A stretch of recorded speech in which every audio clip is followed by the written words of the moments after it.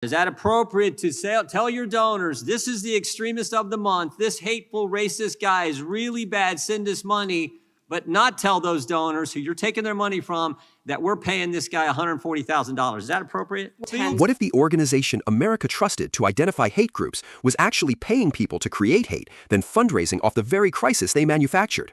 That is exactly what Jim Jordan just exposed live on camera. Jordan laid out a pattern so damning it was almost impossible to believe. The SPLC had a program using paid field sources, informants embedded inside hate groups. Here is what they did with them. Field Source 42, paid $140,000 by the SPLC, then featured on their own website as the extremist of the month.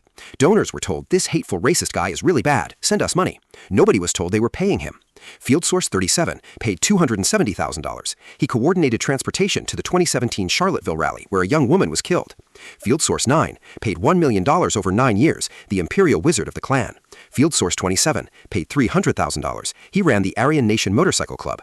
Total paid out $3 million to manufacture the very hate they claim to be fighting. Make sure to like and subscribe for more weekly breakdowns. Jordan then cornered the SPLC lawyer with 2 simple questions. Is Alliance Defending Freedom, an organization that has won 16 cases before the Supreme Court, a hate group? The lawyer said, I don't know. I don't do designations. Is Jane's Revenge, the group that firebombed churches and pregnancy resource centers, a hate group? Same answer. I don't do designations. Jordan's point, ADF never firebombed anyone and got labeled a hate group. Jane's Revenge burned down churches and never made the list. This is where it gets truly alarming. During the Biden administration, the Justice Department had quarterly meetings with the SPLC.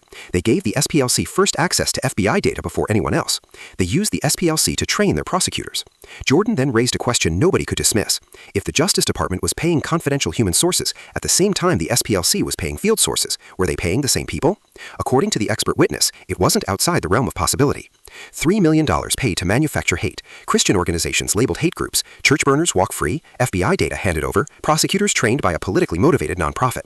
And when Jordan asked the SPLC lawyer if any of it was appropriate, she could not say yes.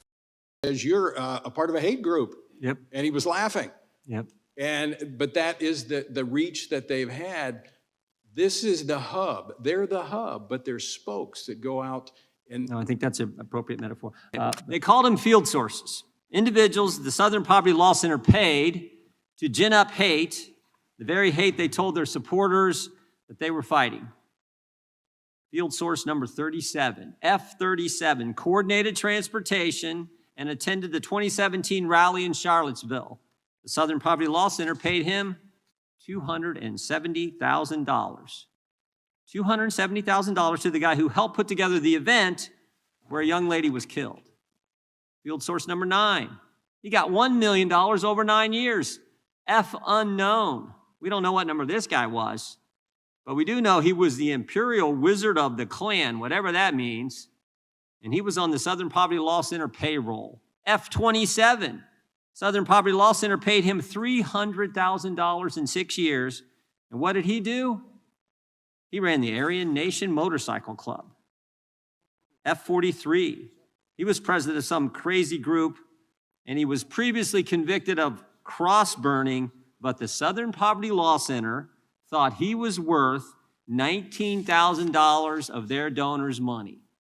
All told, $3 million. $3 million to manufacture hate. Remember when Rahm Emanuel said, never let a crisis go to waste? The SPLCs took it a step further. They went one better. They said, we're going to create the crisis. We're going to manufacture the crisis. And by so doing, they became the standard, the source for determining who's a hate group and who isn't. And of course, they labeled good pro-family organizations, conservative organizations as hate groups, like the Family Research Council is with us today, like Moms for Liberty, like Turning Point USA, even the Alliance Defending Freedom has argued won numerous cases in front of the Supreme Court. They labeled them all hate groups. But not Jane's Revenge. Nope. Even though Jane's Revenge firebombed and vandalized churches, crisis pregnancy centers in the aftermath of the Dobbs decision, they never made the Southern Poverty Law Center's list.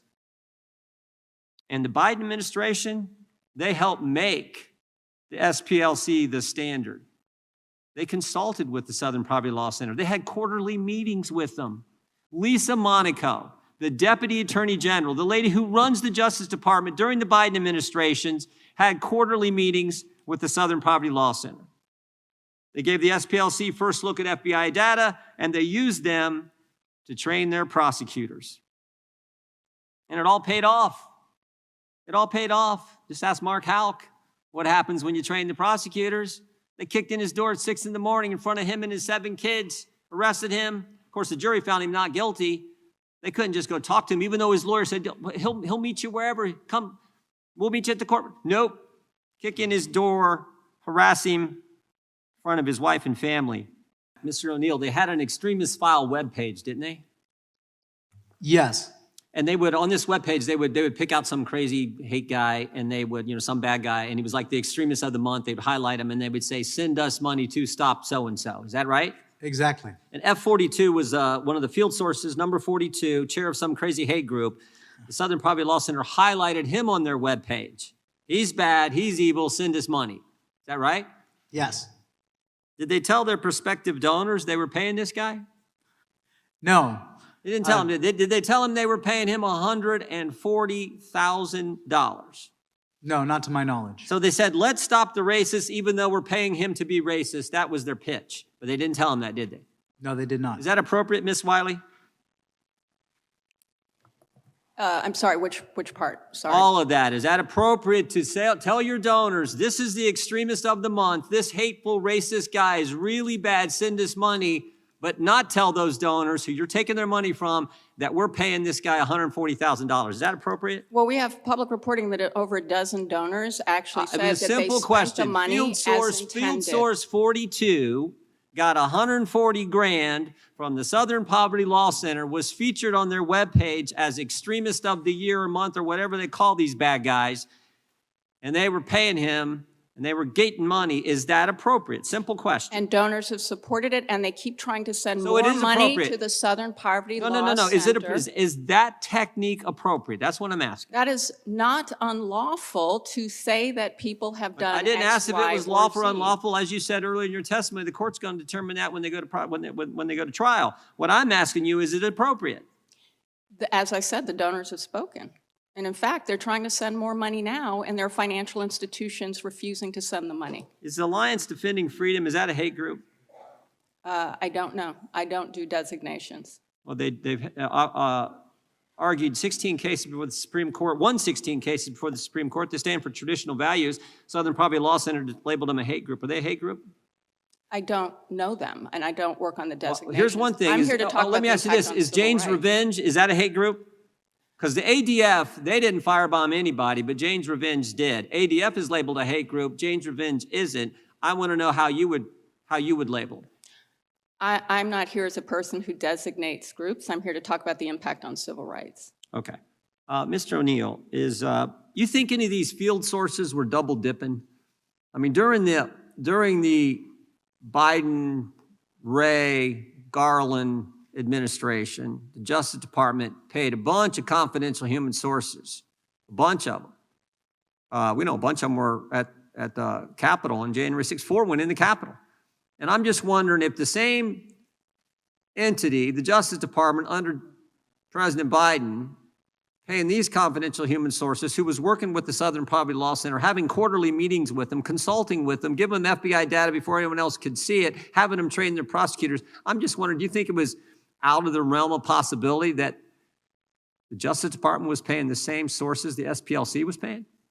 I don't think it's out of the realm of possibility. I have no information or knowledge that they were double dipping.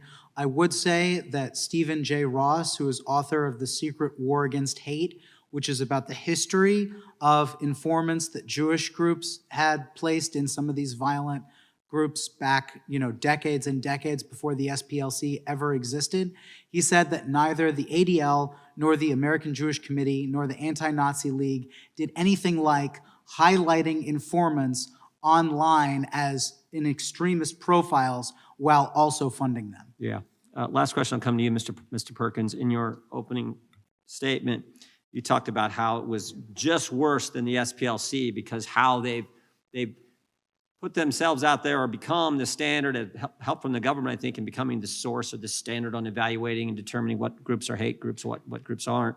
But it's bigger and broader. It has things. But I think the real thing here is how closely how closely they worked with the government to carry out what they were trying to do. And the reason the Biden administration embraced them, I think, so fully was politics, simple politics. You agree? Well, there are members of this committee that were endorsed by SPLC. They had a C4 was involved in elections. So they were not just an umpire.